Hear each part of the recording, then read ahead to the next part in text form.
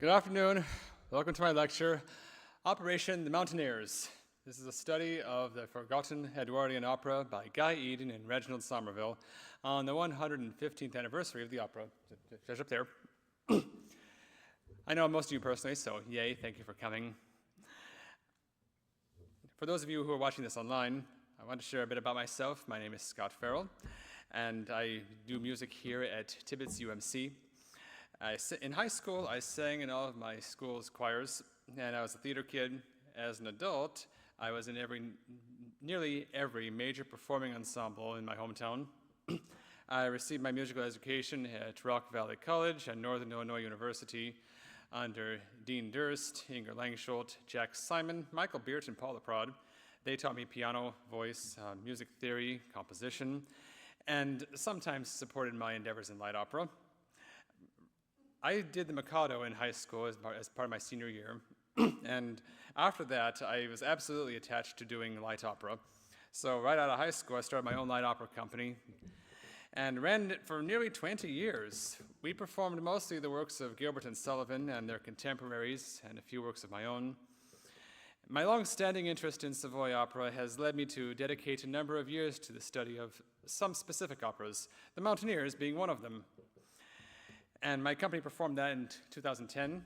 You'll see select videos from that production in today's lecture, and also from our 10th anniversary in 2016, and a few others I've picked up along the way, and historic photographs relating to the subject.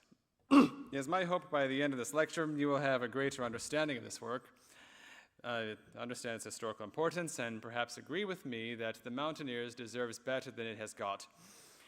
I'll tell you how I came to the opera at the close of the lecture. I'll keep things sequential. And that's pretty much it for the introduction. So yay, let's start the story at the very beginning, which is, I'm sure you know. No is a very good place to start.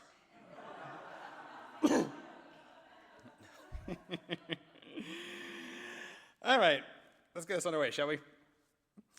In the 1880s, the operas of William S. Gilbert and Sir Arthur Sullivan dominated the London stage and the English-speaking stage with their light operas for modern audiences. But when the run of the Gondoliers concluded in 1890, their hold on theater-goers began to loosen as musical comedy became more popular and more prevalent. Richard D'Oyley Carte, the visionary behind the Gilbert and Sullivan operas since the 1870s, was forced to find new English operas to keep his famous Savoy Theatre open. With Gilbert and Sullivan off pursuing other projects and many of the stars doing likewise, the fortunes of the Savoy started to wane. Some new productions shined better than others. Only a few managed to exceed 200 performances, and a few didn't last 50. Even the latest works from Gilbert and Sullivan struggled to capture the earlier magic, although audiences still loved reviving the classics from the 1880s. By the mid-1890s, the musical comedy had stolen the spotlight, and the Savoy remained committed to its traditional offerings and found it hard to adapt. Efforts to create a blend of opera and musical comedy did not resonate as hoped. Drying out up here, can you tell? Arthur Sullivan died in 1900 and Richard D'Oyley Carte in 1901. Management of the theater passed to his wife Helen, and for the next 2 years, she leased the theater to William Greet. The Savoy continued its tradition of presenting new operas with works written specifically for their performers, and the last new production under the D'Oyley Carte name was A Princess of Kensington by Basil Hood and Edward German. Next slide, please. Is it not coming? All right. After that production ended, the D'Oyly Carte Company broke up, and other entertainments, such as Shakespeare plays, occupied the stage for Savoy for the time. The company was brought back in 1906 with what became known as the first repertory season, and later a second repertory season was given from 1908 to the spring of 1909. Under Helen's management, only the most popular Gilbert and Sullivan operas were presented: HMS Pinafore, The Pirates of Penzance, Patience, Iolanthe, The Mikado, The Yeoman of the Guard, depicted here, and The Gondoliers. But in March 1909, Helen retired as manager of the Savoy Theatre. The season was then finished under management of one of the actors, Charles Herbert Workman, and upon Helen's retirement, he began a year-long stint as manager of the Savoy Theatre. Workman didn't have the necessary business skills or the diplomatic touch that Mrs. D'Oyly Carte had. He was primarily the principal comedic actor within the company. He was definitely well-liked. When the company toured, audiences enjoyed him across the provinces, and he had a good following at the Savoy. He played the funny man roles in the operas, like the Major General, or the Lord Chancellor, or Jack Point. So it's likely he thought his popularity would help keep the public engaged. I truly think he wanted to maintain the Savoy's legacy, make sure it didn't fade away into nothingness. He took a year to see how things would go. Instead of reviving the classic operas that made the Savoy famous, he chose to roll out entirely new operas, like what was done in the 1890s, when Gilbert and Sullivan were not working together. However, as we'll discover later, his year as a manager turned out to be a flop.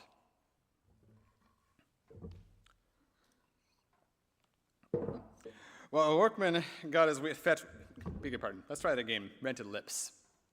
While Workman was getting his feet wet as manager of the Savoy, there was something going on behind the scenes that impacted his efforts. Since 1896, Gilbert had been working on turning one of his old plays into an operatic version. The play in question was The Wicked World, a comedy he wrote in 1873 for the Haymarket Theatre. The story revolves around fairies who invite mortals to their magical realm so that fairies may love as mortals do. But in the end, the mortals have to be sent back to Earth because they brought their not-so-great qualities along, and it tainted fairyland. It was popular in its time, and Gilbert set his sights on transforming it into an opera for the Savoy. Now, over the years, Helen and Sullivan both turned down this idea, mainly because Gilbert insisted that the chorus should consist entirely of women. Other composers also declined, including Sir Edward Elgar.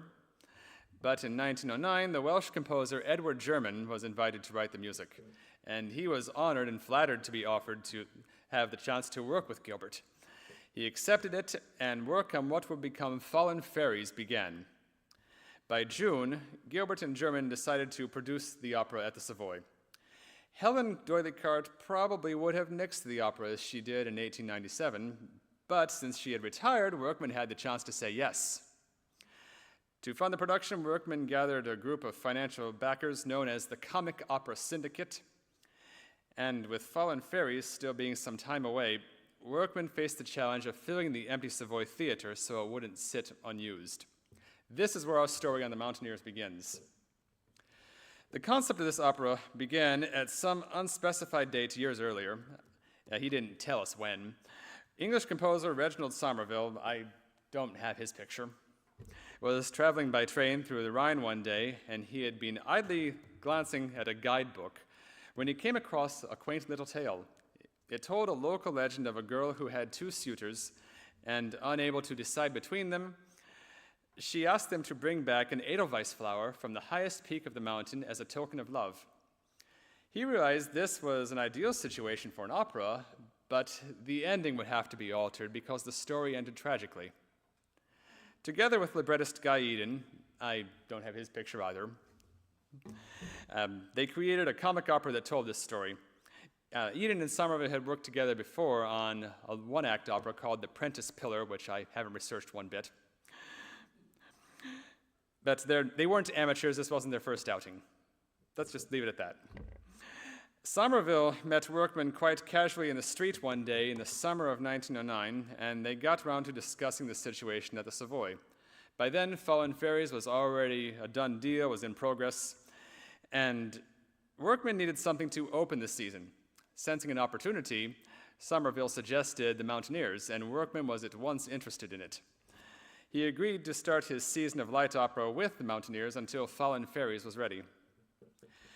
Despite the presence of in-house talent in 1909, many of those who were in the second repertory season operas were not involved with Workman's new venture. Elsie Spain and Jessie Rose were the most prominent of the actors who did stay, but many of the others had either been understudies, or they played bit parts, both in tours or in London, or they were entirely new to the Savoy. Likely, the famous Savoyards had accepted other performing engagements, and some of them had indeed retired. But another factor could be a lack of faith in Workman's predicted success. As his season went on through 1909 and the spring of 1910, the casts were not carried over from one opera to the next. On the opening nights of each season, on the opening nights for each opera in that season, the press met some of these people for the first time. These were the main players for the Mountaineers. Workman himself played Pierre, the head of the customs house. Elsie Spain was his daughter, Clarice.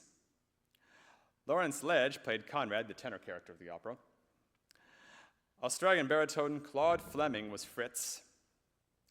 Frank Perfit played Sergeant Frederico, there on the left. And Jessie Rose played Annette on the right. Oh, go ahead. Reginald Lawrence played Gustav. Kate Forrester was Miss Spinifex. Ruby Gray was Yvonne. And Mabel Burnage was Armandine. Now, several previously unknown actors played the other bit parts in the opera, and photos aren't known to exist for most of them.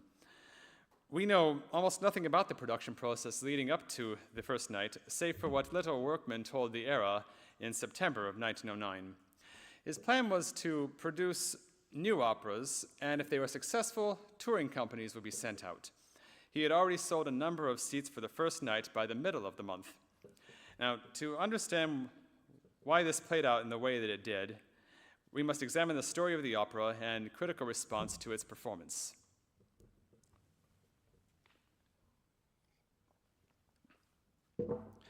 The opera begins with a sedate overture featuring some yodeling effects from the orchestra, and then a full statement of the main theme of the opera, the legend of the Edelweiss, which makes many appearances throughout the score.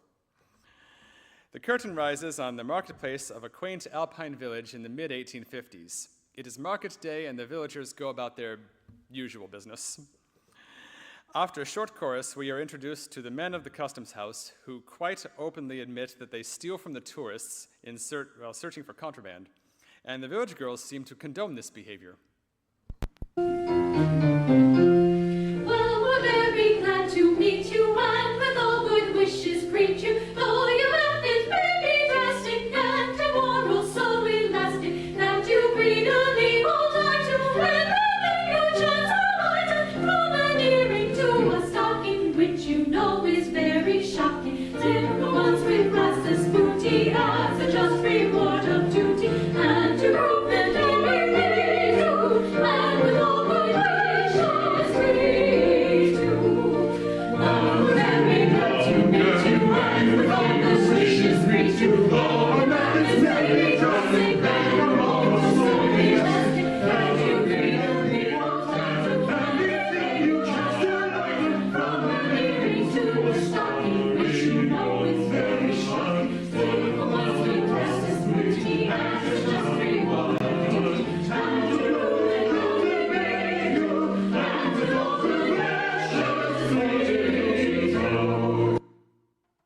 to prove that they may you, and with all good wishes greet you. Annette, the village coquette, oh, hey, that rhymed. Annette, the village coquette, comes from the inn to say that she's had no opportunity to discover any attachment to any particular customs house man. She is quickly met by Gustav, a tender-hearted official whose delicate conscience prevents him from committing even the tiniest of crimes or offenses. It wears on him terribly, and he is 30, but looks 50 and feels 100. Gustav is an unusual part in the opera. Despite being a major character in the story, his role is confined entirely to dialogue. Apart from a single line that was later added to the opera, he has nothing at all to sing, no solos or songs to himself, or even in ensembles, there's nothing to sing. It is more part for an actor that is more an actor than a singer of any ability. Annette reminds the villagers that today is Clarice's birthday, which sparks gossip about her flirtation with Conrad, a wealthy man from the city. Annette expresses her frustration with Fritz, the mountaineer who had been vying for Clarice's affection until Conrad arrived. Annette believes she deserves a lover of her own rather than keeping two men in suspense as Clarice does. At this point in the story, it seems likely that a song for Annette was added in a later version of the opera. Audiences and critics expressed a desire for more of Jessie Rose, which suggests that the interpolated song beginning, "Lots of lovers dally at the chalet in the valley," was placed at this moment. However, I have to point out that this song was not published in the vocal score, so we don't know for certain where it went and what else it was about. It wasn't sold as a standalone piece. Clarice enters, and the villagers wish her many happy returns of the day. Clarice, in return, invites them to her father's soiree later in the evening at the chalet. As the villagers go off, Armandine and Yvonne remain to tease Clarice about her relationship with Fritz and hope that he will join them for the party and the dance instead of running off to the mountains. Conrad is heard singing as he approaches. Was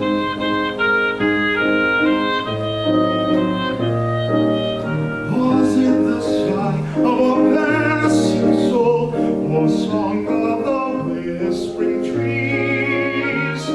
Was it the noise of leafy boughs that sway to the evening breeze?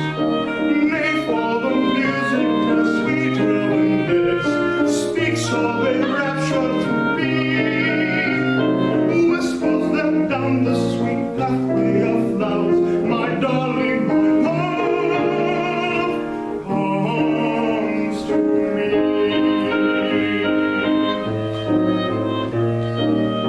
Was it the sound of the distant stream that ripples away to the sea?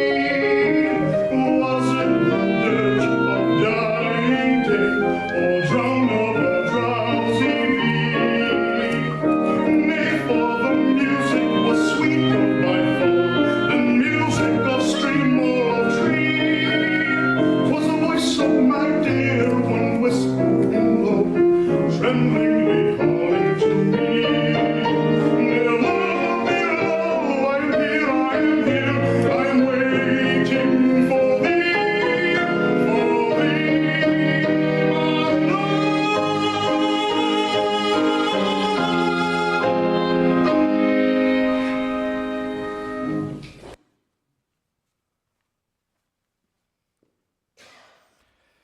Conrad gives Clarice a birthday gift, a gold locket.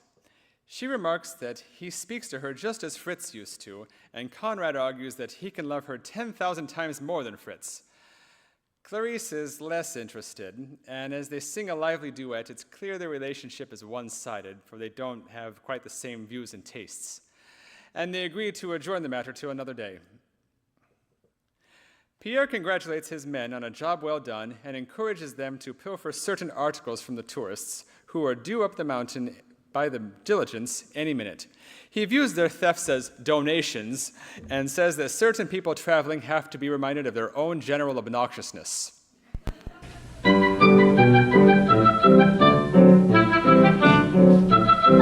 There are people who, in traveling by some unhappy knack, will try to be a nuisance and a bore. To share a carriage with them puts your nerves upon the rack, and you vow that you'll never travel more. But if I can seize a luggage by a lucky fortune's chance, I know which little duties to perform. And for these unpleasant people, I can tell them at a glance, I can try to make it very, very long. You can try to make it very, very long.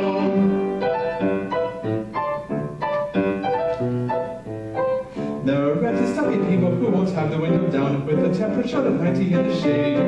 There are others who use nasty words and tell you with a frown that they always like to call a spade a spade. There are women who in carriages so swarming will contrive by some inherent cussedness to swarm. But for these and people pesterings when they're when they'll arrive, I can try to make it very, very wrong. You can try to make it very, very wrong.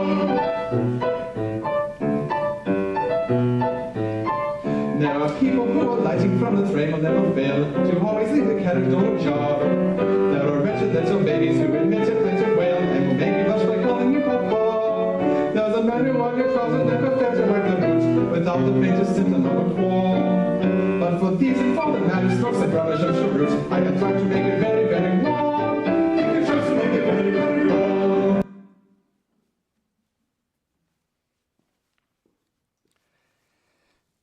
I'm going to go off script here for a sec. At this point, in the second version of the opera, Pierre gained an encore verse for his traveling song, and it ran like this. I promise I won't sing.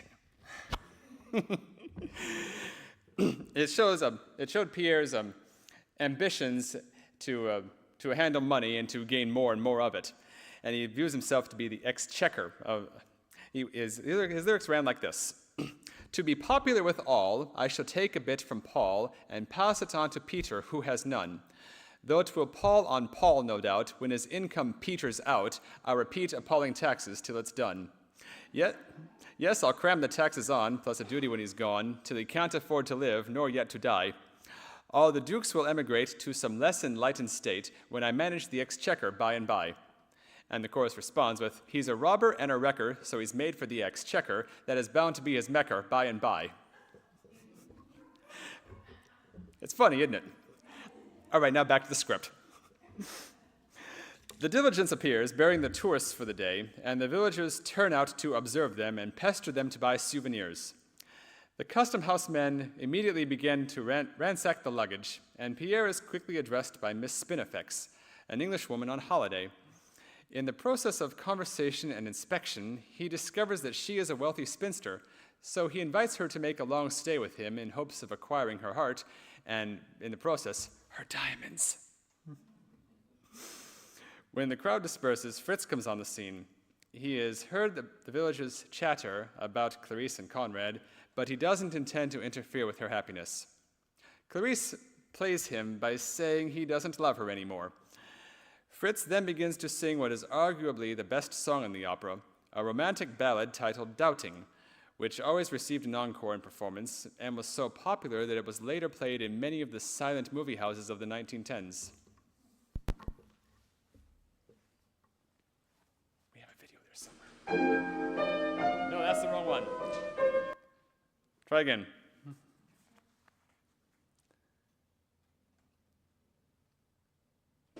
When roses cease to yield their fragrance,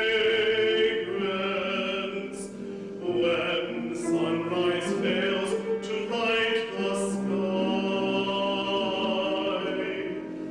when mighty oceans stay their flowing, when flowers in springtime droop and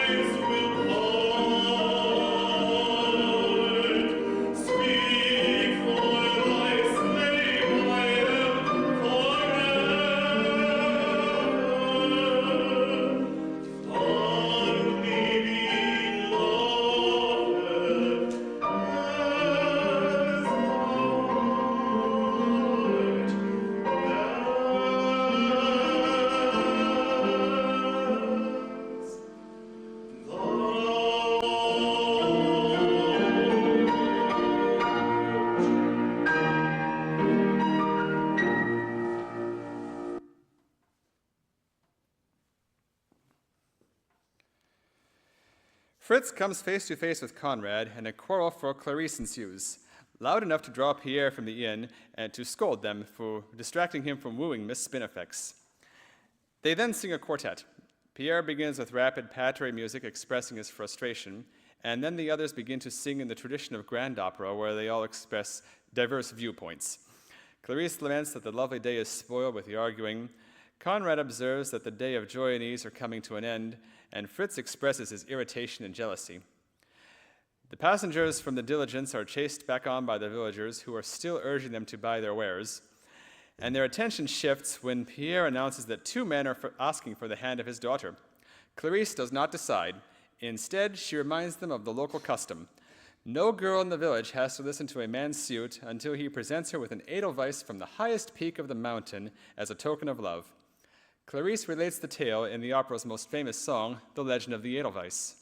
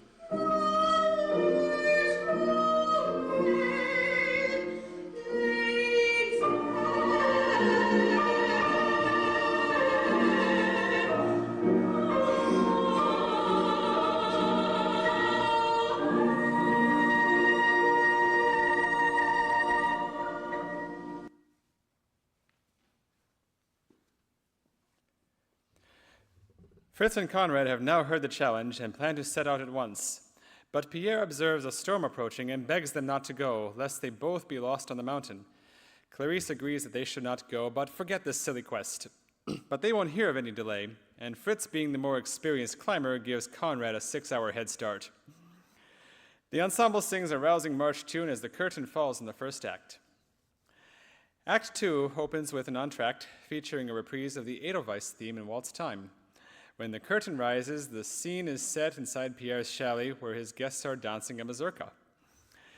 Pierre introduces Miss Spinifex to the group and invites them to take refreshments in the next room. Miss Spinifex shows a great interest in Gustav, who is thrilled to engage in some scandalous behavior.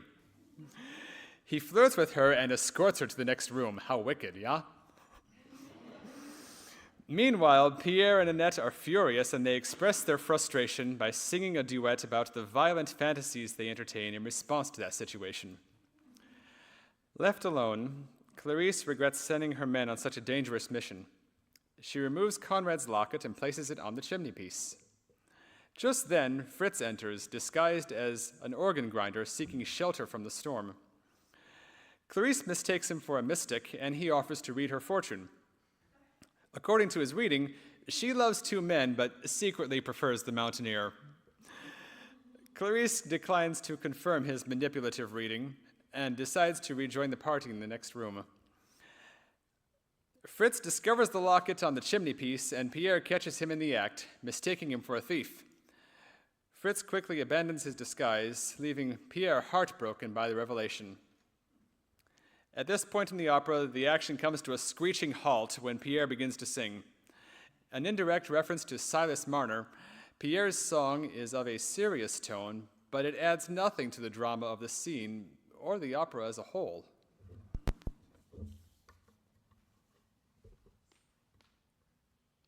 It's coming, I promise.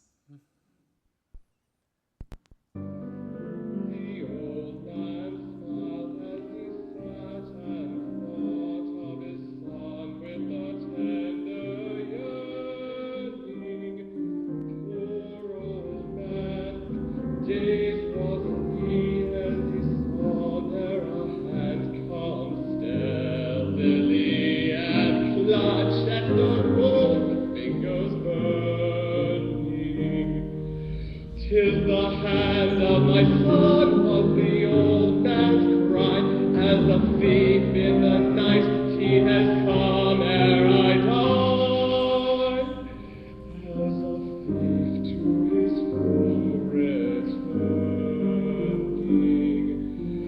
Ah, black the day, sighed the old man then, vain are the dreams in the lives of men. Sad is the story, hope dies away. Broken my heart at life's closing day. Ah, black a day, broken my heart at life's closing day.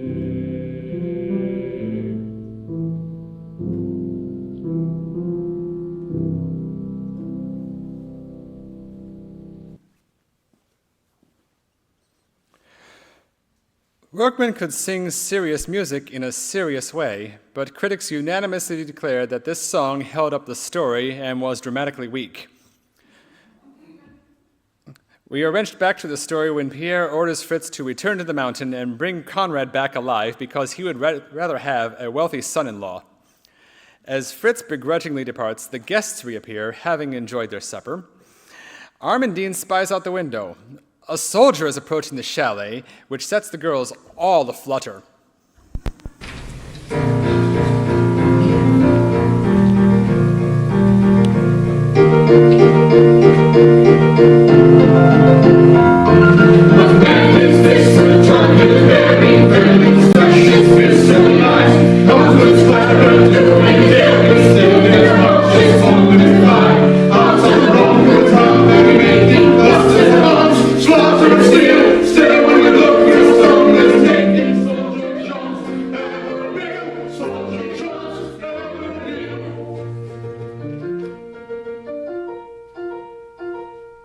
I fear that I am interrupting, but I'm sure the ladies here will say that I am quite a pleasant interruption of non-commissioned officers of blood and thunder vein. I'm foremost in the fighting as in Cupid's little game. All honestly I mention that my name's on every tongue when tales of love are whispered and the deeds are wonders sung. But what a soldier prizes more than any love vivant are just three simple phrases, and I'll not tell you what they are.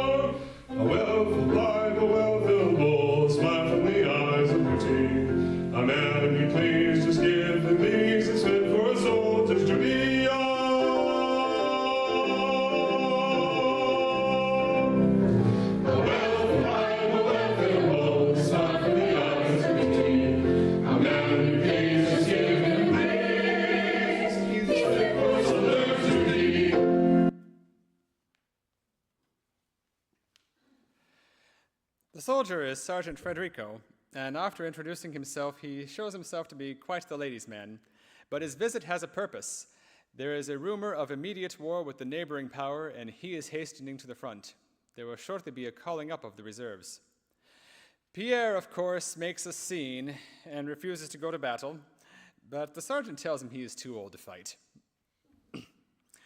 In the second version of the opera, a dueling scene was added, and we may assume it was added in this part of the story.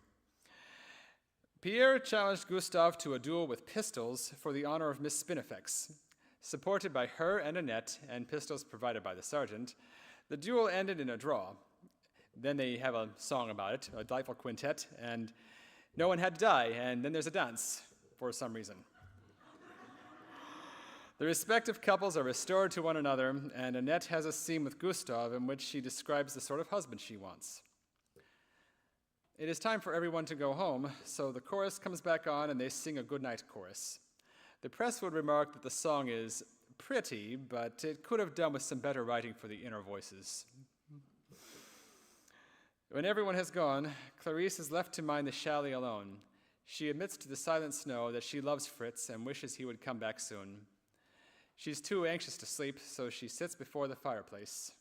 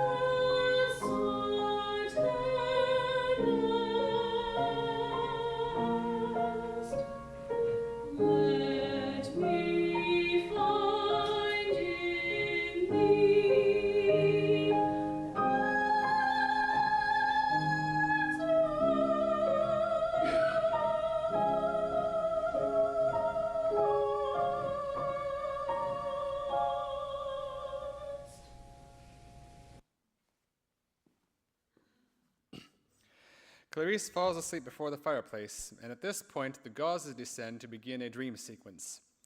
Critics would later say that it was trite but effective. Tremolo strings provide the music on the Edelweiss theme as the scene commences. It shows a spot high in the mountains. There is a shrine before which a red light burns, and Conrad lies insensible in the snow. Fritz comes across him, scorns him, and prepares to pass him by and leave him there. But the shrine arrests his attention. He struggles with his better feelings and finally rescues Conrad and carries him back down the mountain. The dream abruptly ends, and Clarisse wakes with a start, wondering if what she saw was real.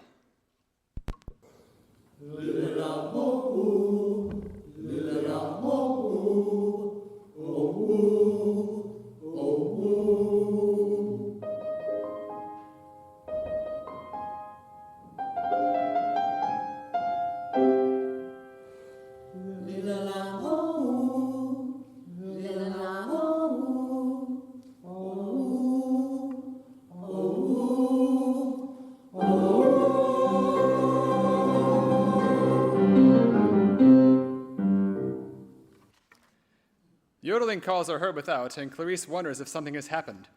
And then the chorus begins to sing. It's not clear what the chorus does in the Act II finale. If they remain off stage, they have a great deal of singing for the entire finale through the scenery, and business on stage becomes limited in its options.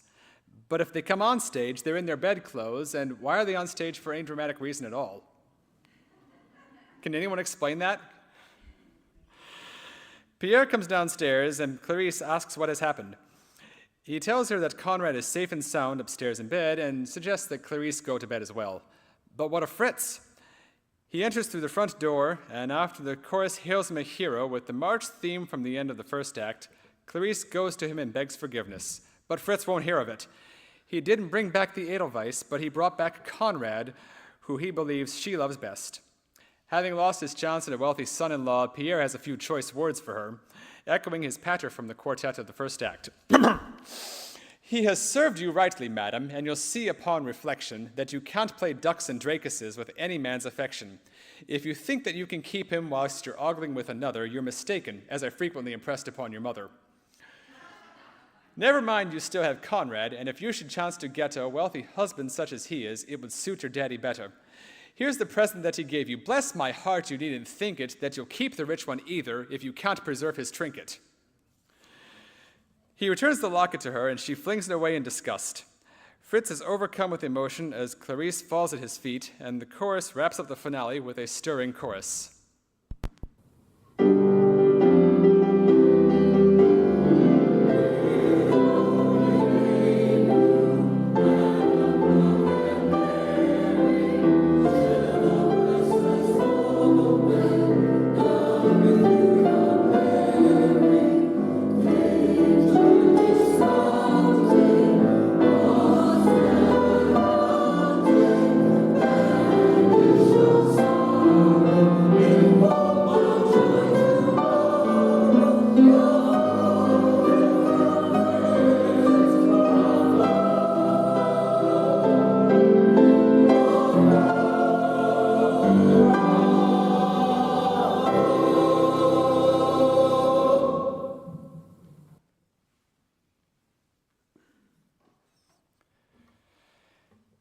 Act 3 opens with another entr'acte, possibly marking the only time in a Savoy opera in which two entr'actes are performed.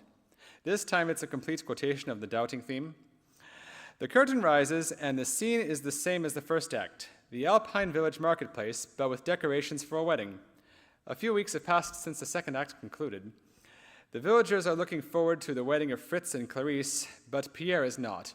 He is disgusted that Conrad, in gratitude for the saving of his life on the mountain, resigned the hand of Clarice. The village girls coax Pierre to make a move on Miss Spinifex, for a union with her would make him feel young and frivolous again. Annette has received a letter from Sergeant Frederico, and she uses it to make Gustav jealous. She suggests that he marry someone he does not like. It would be almost a criminal action on his part, but as an immoral act, it would be magnificent. Gustav admits that he doesn't particularly like Annette, and she implores him to marry her before he grows to love her again. Annette opens the letter and reads that war has been declared. She should expect the sergeant this very day. Gustav warns her not to flirt with the sergeant, and she reminds him of his little escapade with Miss Spinifex a few weeks back. To her, he's like a ship blown this way and that with every breath of wind.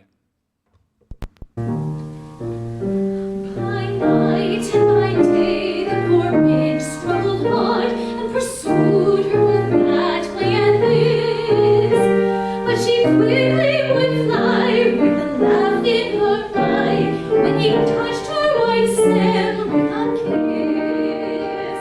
Then the wind from the west looked sorely depressed, and he said in a petulant tone, "You are fickle, untrue. I could ne'er marry you. You must go through the world alone." My little ship said as she held to the wind, "Please don't lay such charges on me. And you but one mind, then perhaps you would find that I too more constant could be. That I too more constant could be."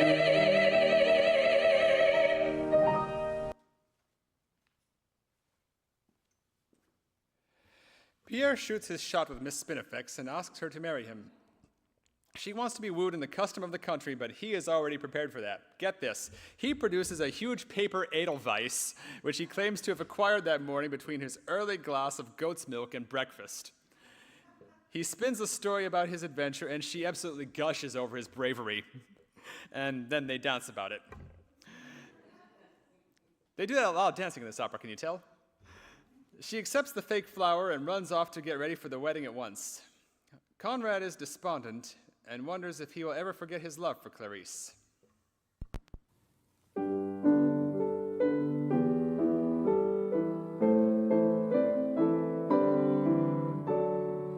If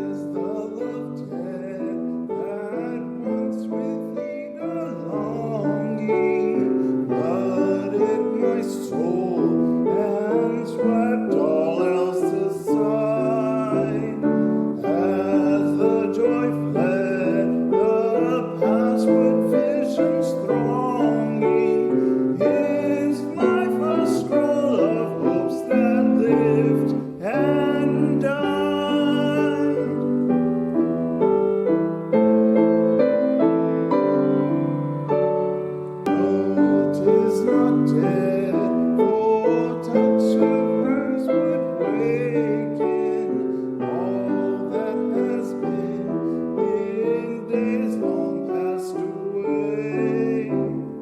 No, 'tis not fled, for though now forsaken, she was my queen and will be so forever. She was my queen and will be so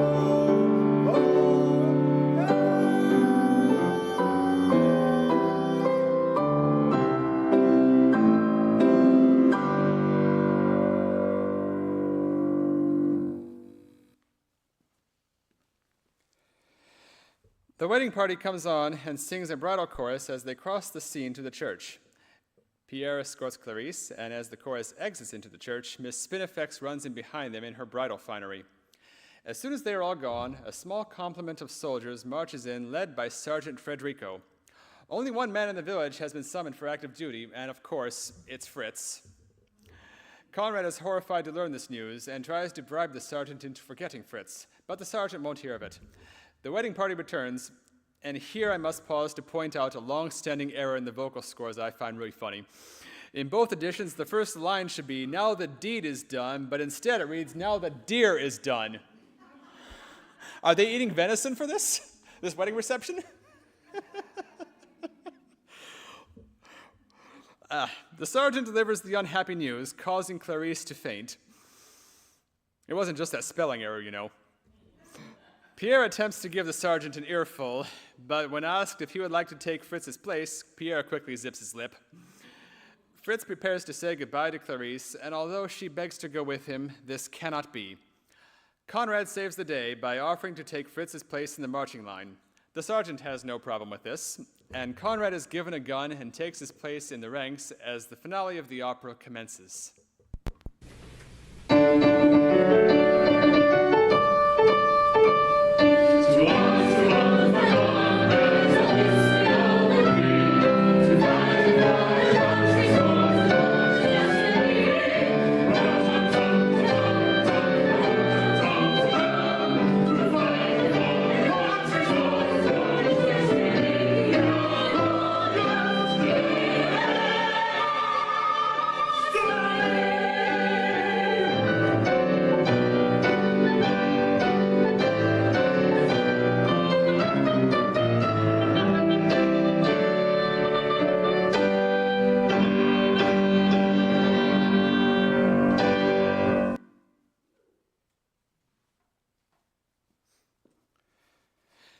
This was the opera that Workman selected to open his season at the Savoy. The event was heavily publicized, and the opera opened to a full house on the 29th of September 1909. By all accounts, the performance went splendidly, but something was off. The audience wasn't entirely buying it. There was something picturesqueness about it, but it did not have that spark. What made the evening a success was Workman and the continuation of the Savoy traditions. The opera itself came in third when it should have been first. The press almost unanimously declared it far ahead of contemporary musical offerings around London, but in the same reviews also said that it wasn't stimulating, that it was sober, that it lacked relevant satire. Now, this does not mean it was dull or not worth going to see. On the contrary, the opera provided a very pleasant evening's entertainment. It was a good story and well told. The presentation of the opera was definitely a spectacle, which had always been a feature at the Savoy, and the performances from the actors were all top-notch. Somerville's happiest writing was in his strings, and the music was considered to be good music, although one critic went so far to say that the music was more suited to the concert hall than the theater, and they had different audiences in those days. Eden's libretto was refined and agreeable, and the lyrics have a good natural flow to them, but it lacked distinction in several places. The tessitura of Clarice was considered to be needlessly high, but they enjoyed Elsie Spain's singing anyway. And there wasn't enough of Jessie Rose in the opera. As for the story itself, charming and sweet, a lovely homage to the Jenner, but some felt it could benefit from a little more excitement and fun. Eden and Somerville responded quickly to critics by making significant improvements to their work. Enter Arthur Wimperis. Next slide. Wimperis was an English dramatist who found success in writing Edwardian musical comedies, his most successful stage work being The Arcadians, which also premiered in 1909. Later on, he wrote screenplays and found even bigger success with MGM. For the Mountaineers, he was called in to brighten up the opera and place the emphasis on comedy and write a few new songs for it. In our modern parlance, the opera became a rom-com with music. Now for the additions. Annette got a new song, as I previously mentioned, and Pierre's traveling song, which I mentioned. Lost my place, give me a sec. Also, the aforementioned dueling scene in Act 2, and in Act 3, Clarice gained a new waltz song beginning, "The breezes sing low mid the roses." Critics would later deem this her best song, but noted it was quite conventional and offered little innovation. Out went Pierre's largely irrelevant ballad, and his song from the third act took its place, which gave the chorus a reason to be on stage at that point, but its inclusion, its movement, now unbalanced the drama of the scene. The lengthy introduction to the diligence chorus of the first act was shortened.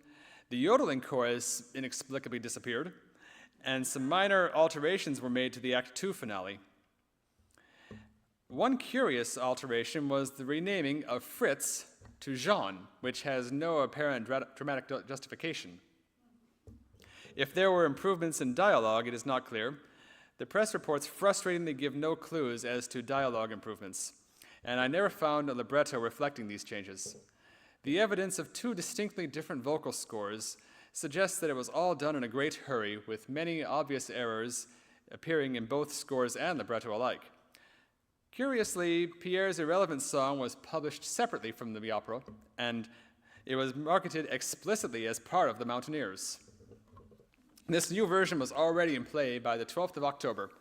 In later performances, the press remarked on how much better it was performing. The cast were doing everything they could to make it fun, and one critic implied that this led to overacting. Regrettably, the changes made the opera less unified. It now tottered awkwardly between opera and musical comedy without achieving the best of either. It tried to be the opposite of musical comedy while being exactly that. Despite all that, audiences continued to show up for it, and as far as anyone else knew, the opera was expected to have a healthy run. The libretto for the long-anticipated Fallen Fairies was read to the cast on November 8th, during the ongoing run of Mountaineers. This timing highlights the strategic planning behind the productions at the Savoy, as Mountaineers had always been intended as a short-term offering to pave the way for the new opera. It had a relatively brief run, concluding on November 27th after only 61 performances. This modest number has led some to label the Mountaineers a failure, but it is important to remember that it was never intended to sustain the entire season. Just open it. Fallen Fairies opened 2 weeks later to a full house and an enthusiastic audience. However, this positive reception was not matched by critical acclaim. Critics quickly expressed the opinion that the collaboration of Gilbert and German did not measure up to Gilbert and Sullivan. They pointed to Gilbert's outdated libretto and German's less than stellar musical composition as the main factors, and it just did not fulfill the high expectations. It did not match the hype. It did not spark joy. Financially, the opera struggled to secure a lasting audience, which was reflected in its box office receipts. Historian Brian Rees documented that over its brief run, the production earned only a couple £100, indicating a significant financial shortfall. Other factors contributed to the lack of attendance, including audience disinterest, the Christmas season, and dissatisfaction with the work itself. Now, the controversy surrounding Fallen Fairies, all of that is not the focus of this. It's an entirely different story. Whole hot mess there. It lies outside Mountaineers, so we'll come back to that maybe at a later date. We might, I don't know. Fallen Fairies lasted barely 6 weeks before being withdrawn after 51 performances. No one would see it on the stage again until 2003. What makes this doubly unfortunate is that Fallen Fairies was considered to be a big deal and more prestigious than its predecessor. Eden and Somerville made attempts to improve their creation and appeal to public tastes. Gilbert and German did not, and their work quickly lapsed into obscurity. The unexpectedly short run must have caused investor panic and great stress for Workman, and to finish his year, he sublet the Savoy to Austin Hergen for a spring production of the musical Two Merry Monarchs. This opera featured almost none of the known Savoyards, largely because it was Hergen's company which occupied the theater that spring, and despite a lavish production, it too died after only 43 performances. It was transferred to the Strand Theatre for a week before it went to tour in the provinces in the summer of 1910.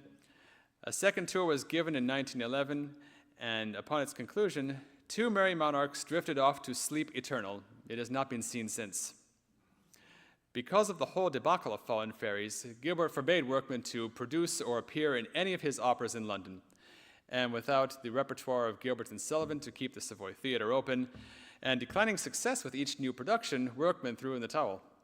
He did not renew his lease on the Savoy. He returned to performing in the colonies and died at sea in 1923. Most of the actors involved in Workman's scheme don't appear to have done much after it. Elsie Spain participated in The Chocolate Soldier alongside Workman later in 1910. Jessie Rose and Frank Perfeet and Reginald Lawrence all disappear from the historical record. But conversely, Claude Fleming had a Hollywood film career in the 1920s and 30s. Most of the others have since become untraceable. Meanwhile, the Mountaineers have been packed up for its own tours. While Two Merry Monarchs went on at the Savoy, the Mountaineers played in the provinces during that spring under management of Harry P. Towers. It featured Savoyards Leo Sheffield as Sergeant Frederico and Aida Genoir as Miss Spinifex. Marie Dainton was Clarice, and Claude Fleming reprised his role as Fritz, or Jean. Press reports from this tour mostly indicate that the opera was well received and appreciated and popular. There was also a later tour in the autumn, and performances on the continent in Barcelona at Teatro Nuevo and later Madrid, and then translated to French for premieres in both Paris and Belgium. I don't know where in Belgium. The opera entered the amateur circuit first in 1911 with Derby Opera Company. If there were others prior to the war years, I didn't find any record of them. In 1924, the opera's second version received broadcasts with dialogue on the BBC on the 24th of March and the 26th of June. Both performances were conducted by Stanton Jeffries, and they featured some of the same cast between them. Regrettably, neither performance was preserved on record for later rebroadcasting because this was not common practice at the time. As the 1920s continued, the opera received occasional performances by amateur societies, but they had become less frequent by 1930. The publisher, Ascherberg, Hopwood and Crew, was sold, and all of the performing material, the rentable performing material for the opera vanished from sight. As far as we know, the performance of the opera in North America did not occur until the 21st century. The Mountaineers was completely abandoned by the 1940s, and as the 20th century went on, only specialists really knew anything concrete about it. Reginald Somerville died in 1948, and Guy Eden in 1954. I started studying Savoy opera after the Mikado, and it wasn't until 2004 that I had first heard of the Mountaineers. None of the books available to me ever mentioned it. But when I acquired the record set, The Art of the Savoyard, the opera began to reveal itself. Gramophone artist George Baker had a few tracks in the record in which he shared his recollections of famous Savoyards who also made records in the gramophone era. He spoke of Workman, who he last saw in Fallen Fairies, and Baker knew that to be a failure. And there was another opera in front of that called The Mountaineers, and Baker didn't think that was an enormous success either. This little anecdote, this one anecdote right here, triggered a need in me to find out more about this opera, but I couldn't act on it for a few years. Included in this album is a song performed by Claude Fleming, but the song is from the musical A Southern Maid. Thus, the Mountaineers eluded its discoverers. In all my years of research, I have never found any gramophone recording of any selections from the Mountaineers, despite the contemporary popularity of Doubting and Legend of the Edelweiss, and a published arrangement of selections for military band. It's possible the opera simply didn't make it to record. When Wikipedia began to get several pages on the Savoy operas, no entry was planned for the Mountaineers. There simply wasn't anything to say on the subject. I hoped to fill in the blanks. In 2008, I got the idea to dig up the old opera and publish my findings in a book. And the following year, this book became a reality in the final Savoy operas, which is a study of Workman's season of light opera. A second edition was published in 2010 and backed by a successful production of the opera that year with my opera company. The vocal score was given a complete new edition in 2013 with all the music from both versions of the opera and all of the opera's dialogue. Working on this opera has been a passion of mine for many years, and it would bring me joy to learn of another modern performance of the opera. The Mountaineers is a hidden gem that deserves greater attention. Although it didn't run as long as some other shows, it has a unique story and good music, and deserves a second look by a new generation. Perhaps one that is not comparing everything that alongside it appears to be compared with Gilbert and Sullivan. Sorry, I started over that one. Can I try that again? Can I do a take two? Workman's hasty substitution led many to overlook this opera, but that shouldn't overshadow its quality. It stands up against some of the Savoy operas of the 1890s, showing its own creativity and merit. As we seek fresh stories today, the Mountaineers offers a bright experience that captures the spirit of its day. For those interested in discovering forgotten works, the Mountaineers is worth exploring. Even short-lived shows can have heart and significance. It is past time to hear Clarice recount the legend of the Edelweiss and urge her suitors to seek out that chilly little flower once again. I'd like to open the floor for questions if there are any, a brief Q&A period. Let me get the microphone. Is it on? All right. Wow. I'll come right to you. Come right to you. Yeah. Tell me a little bit about Fallen Fairies. We did some songs from that, right? We did not. No, we did not. I probably talked about it at some point, but no, we didn't do anything from that. Can you tell us a little bit more about Fallen Fairies? Sure. She wants to know what Fallen Fairies is about. Boy, that's a whole nutshell right there. And given the size of it, it may as well be chosen a chestnut.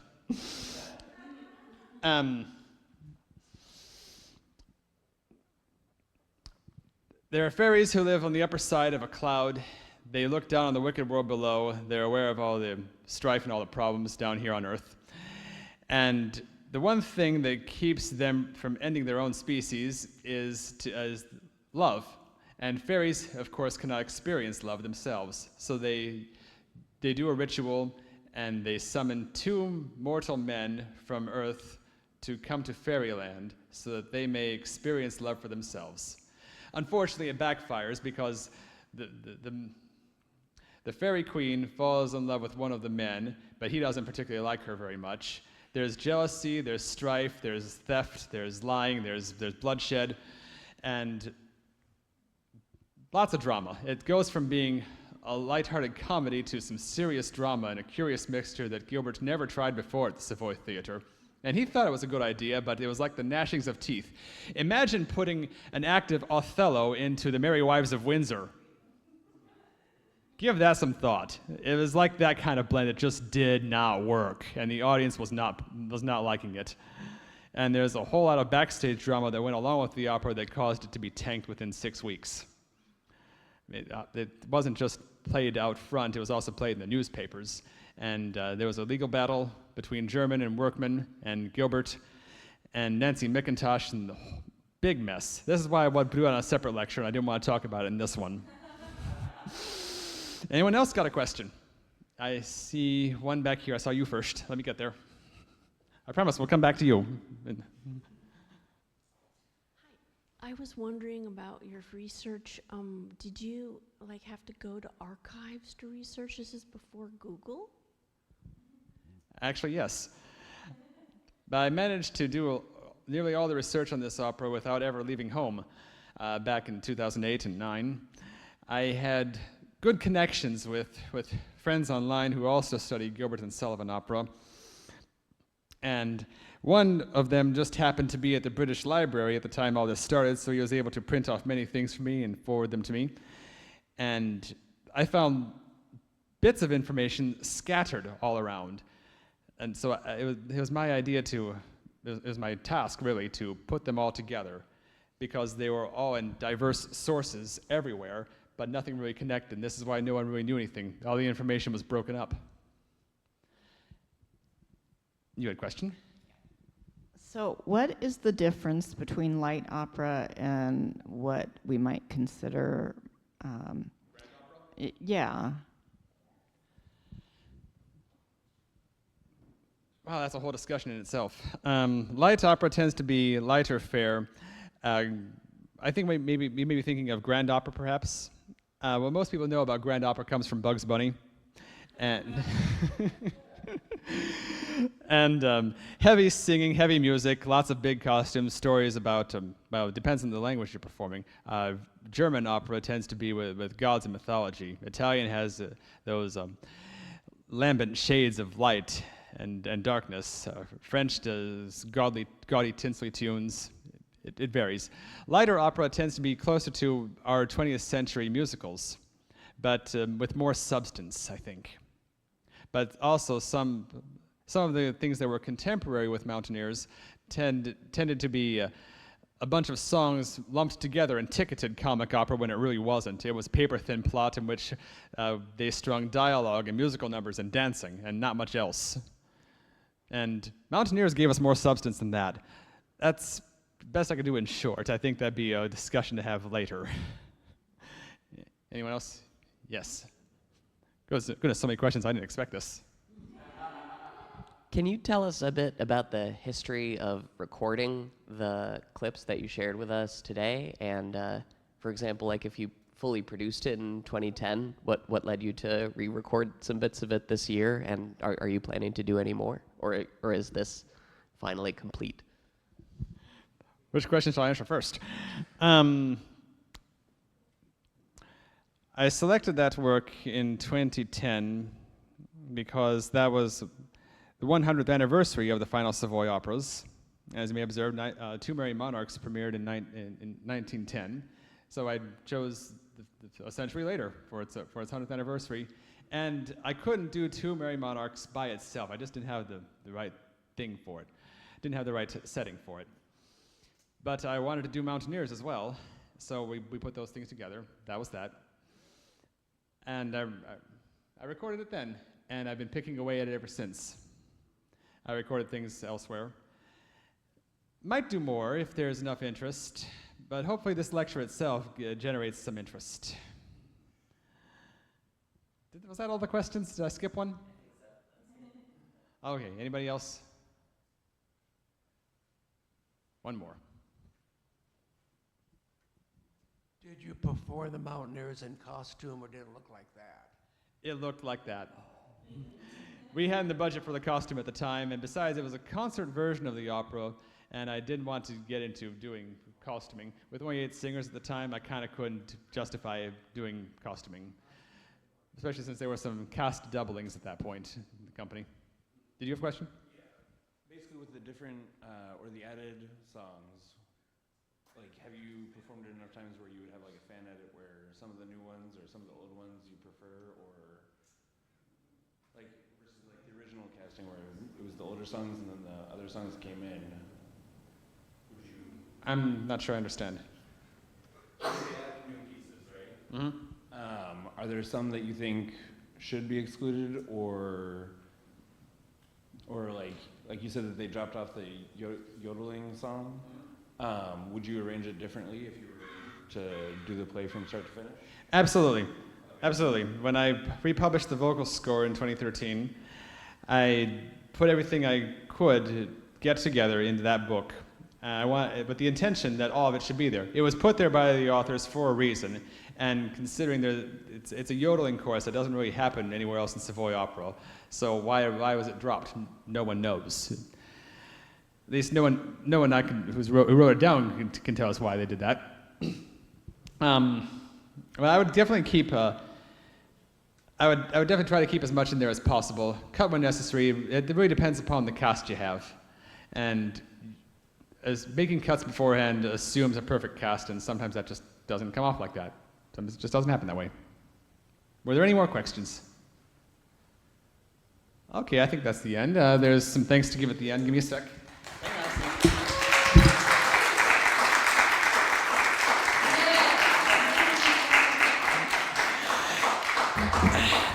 Those of you watching this online, thank you for tuning in. I hope this helps you understand the importance of this opera and why it should be accepted as part of the larger Savoy canon.